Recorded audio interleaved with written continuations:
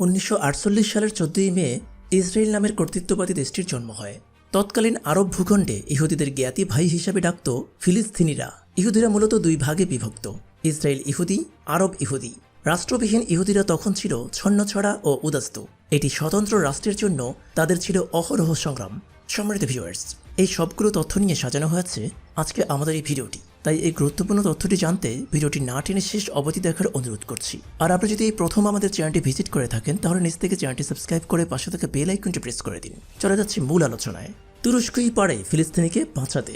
জাতিসংঘের ৪৫% ফিলিস্তিনিদের এবং বাকি ৫৫% ভূমি ইহুদিদের হাতে ছেড়ে দেওয়ার মাধ্যমে ফিলিস্তিনকে দ্বিখণ্ডিত করার প্রস্তাব পাশের ভেতর দিয়ে 1948 সালের 14 মে ইসরায়েল নামের কর্তৃত্ববাদী দেশটির জন্ম হয়।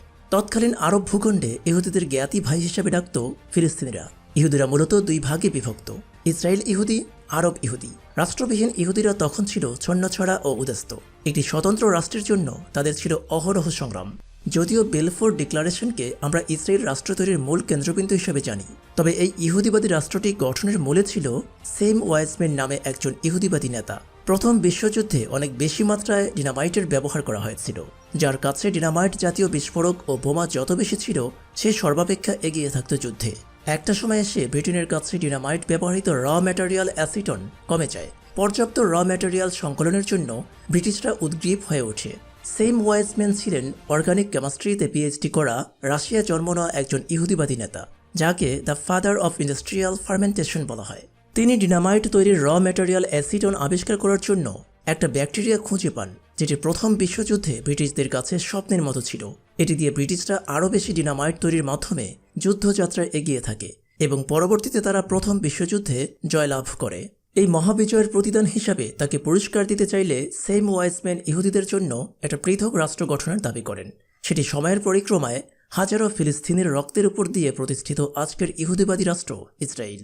রাষ্ট্রবিজ্ঞানের ভাষায় সেম ওয়াইজম্যান হচ্ছেন ইসরায়েলের প্রতিষ্ঠাতা রাষ্ট্রপতি। ফিলিস্তিন একটি ঐতিহাসিক আন্তর্জাতিক ইস্যু। এর চলমান সংকট মোকাবেলা এবং দেশটির বেসামরিক নাগরিক ও শিশুদের রক্ষা করতে মুসলিম দেশগুলোর মধ্যে একমাত্র তুরস্ক ও এর প্রেসিডেন্ট রিসেপ তাইয়েপ এরদোয়ান পারেন যথাযথ ভূমিকা পালন করতে। ফিলিস্তিনের ক্রমাগত ইসরায়েলি হামলা এবং এই ইস্যুর অতীত, বর্তমান ও তার সম্ভাব্য সমাধানে সবার পূর্বে মুসলিম বিশ্বের মধ্যে ঐক্য সর্বাধিক প্রয়োজন। মুসলিম দেশগুলোকে নীতিগতভাবে সিদ্ধান্ত নিতে হবে ফিলিস্তিন নিয়ে তাদের পরিকল্পনা কী। সেখানে নির্ভর করছে অনেক কিছু। অবিভক্ত মুসলিম বিশ্ব দিয়ে আন্তর্জাতিক অঙ্গন থেকে ফিলিস্তিন ইস্যুর প্রকৃত সমাধান আসবে না, কিংবা প্রয়োজনে যুদ্ধের দিকে ধাবিত হলে সেটি হতে পারে একটি দীর্ঘমেয়াদী যুদ্ধ, এবং সেটি মাথায় রেখে মুসলিম বিশ্বের মধ্যে একতার কোনো বিকল্প নেই। এর পাশাপাশি ফিলিস্তিনের বৃহৎ দুটি প্রতিরোধ সংগঠন হামাস এবং হিজবুল্লাহর মধ্যে থাকা চলমান বৈরিতা প্রশমন করতে হবে। কিন্তু বিগত কয়েক দশক ধরে মুসলমানদের অন্যতম স্পর্শকাতর ফিলিস্তিন ইস্যুতে বেশিরভাগ মুসলিম দেশগুলো নীরব এবং শুধু বিবৃতি সর্বস্ব হিসাবে দেখা যাচ্ছে। একমাত্র তুরস্কের প্রেসিডেন্ট রিসেপ তাইয়েপ এরদোয়ান ঘটনার দৃশ্যপটে জাতীয় ও আন্তর্জাতিক অঙ্গনে সরব এবং মুসলিম দেশগুলোর মধ্যে একতা স্থাপনের আপ্রাণ চেষ্টা করে যাচ্ছেন। এই মুহূর্তে এরদোয়ানের উপর নির্ভর করছে ফিলিস্তিনিদের নিরাপত্তার বিষয়টি। ফিলিস্তিনের বেসামরিক নাগরিক ও শিশুদের তুরস্ক ও প্রেসিডেন্ট এরদোয়ানের সুরক্ষার বলয়ে রাখা ছাড়া অন্য কোনো বিকল্প রাস্তা দেখছি না এই মুহূর্তে। ন্যাটো সদস্য দেশ হিসাবে তুরস্কের রয়েছে বিশাল ও শক্তিশালী সেনাবাহিনী। এছাড়া দেশটি ওই অঞ্চলের সবচেয়ে বড় অর্থনৈতিক, রাজনৈতিক, কূটনৈতিক ও সামরিক শক্তি। এগুলো বিবেচনা নিয়ে তুরস্কই হচ্ছে ইসরায়েলের সঙ্গে টেক্কা দেবার মতো আঞ্চলিক পরাশক্তির দেশ। শত্রুকে বুলেট দিয়ে জবাব দিতে এরদোয়ান যতটা সক্ষম, যুদ্ধ ছাড়া দর কষাকষি করে ফলাফল নিজের অনুকূলে আনত প্রচণ্ড পারদর্শী সুলতান এরদোয়ান। একসময় শুধু অস্ত্র দিয়ে পাওয়ার বা ক্ষমতাকে সংজ্ঞায়ন করা হতো, কিন্তু গ্লোবালাইজেশনের এই যুগে অর্থনীতি, সমাজনীতি ও অবকাঠামো দিয়েও ক্ষমতাকে সংজ্ঞায়ন করা হচ্ছে।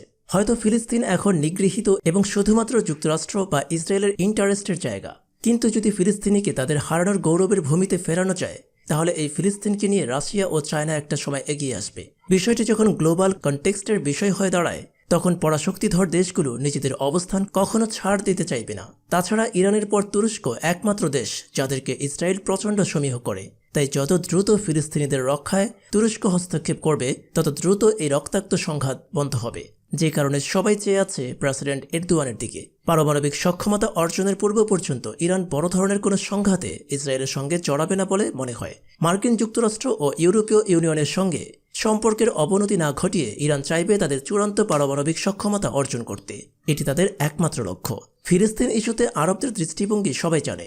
সিরিয়ার 10 বছরের যুদ্ধ, ইয়েমেনের উপর সৌদি আগ্রাসন, মিশরের রাজনৈতিক ব্যবস্থার সহিংস পতন, লিবিয়ার রাজনৈতিক অস্থিরতা এবং লেবাননের 3 বছরের রাজনৈতিক সংকটের কারণে আরবরা ভুলে গেছে ফিলিস্তিনিদের ও তাদের সমস্যার কথা।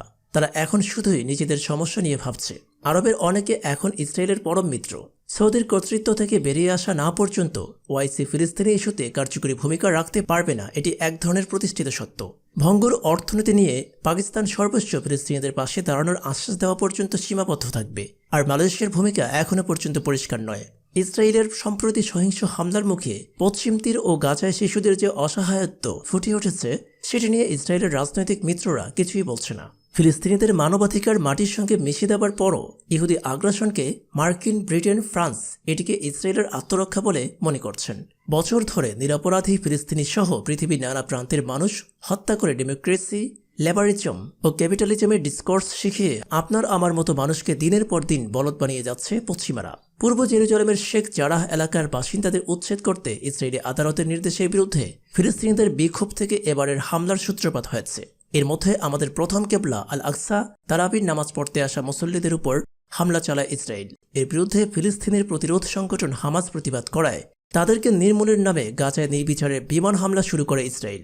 সর্বশেষ খবর পাওয়া পর্যন্ত সেখানে 139 জনের উপর ফিলিস্তিনি নিহত হয়েছে, যাদের প্রায় সবাই বেসামরিক নাগরিক। তার মধ্যে নারী ও শিশু রয়েছে। আহত হয়েছে সহস্রাধিক। গাজায় অনেকের বাড়িঘর গড়িয়ে গিয়েছে ইসরায়েলের বিমান হামলায়। সেখানে অবস্থিত আন্তর্জাতিক সংবাদ সংস্থা আল জাজিরা সহ এপি নিউজের বহুতলা অফিস ভবন পর্যন্ত দখলদারদের বোমার আঘাত থেকে বাদ যায়নি। 1967 সালের আরব ইসরায়েলের যুদ্ধের সময় পূর্ব জেরুজালেম দখল করে নেয় ইসরায়েল। এখানেই অবস্থিত মুসলিমদের প্রথম কেবলা এবং তৃতীয় বৃহত্তর পবিত্র স্থান আল আকসা মসজিদ। 1980 সালে নগরীর পুরোটা দখল করে নেয় ইহুদিবাদী দেশটি। আন্তর্জাতিক মহল জেরুজালেমকে ইসরায়েলের অংশ হিসাবে স্বীকৃতি না দিলেও তারা জোরপূর্বক পবিত্র নগরীটি দখল করে রেখেছে। সম্মানিত ভিউয়ার্স, ভিডিওটি লাইক, কমেন্ট, শেয়ার করে অন্যকে দেখার সুযোগ করে দিন এবং পরবর্তী দেশ বিদেশের সব ধরনের খবরাখবরের আপডেট পেতে চ্যানেলটি সাবস্ক্রাইব করে পাশে থাকা বেল আইকনটি প্রেস করে দেওয়ার অনুরোধ করছি। আসসালামু আলাইকুম।